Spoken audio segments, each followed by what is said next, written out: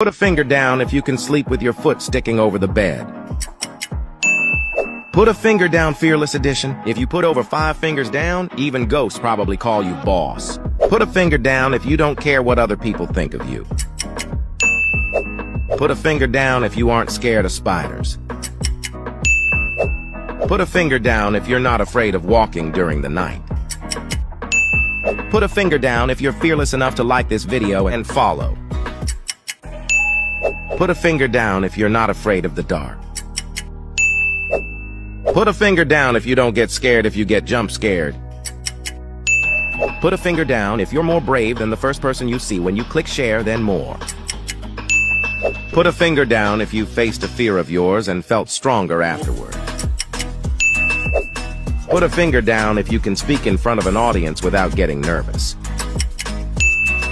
Comment how many fingers you put down.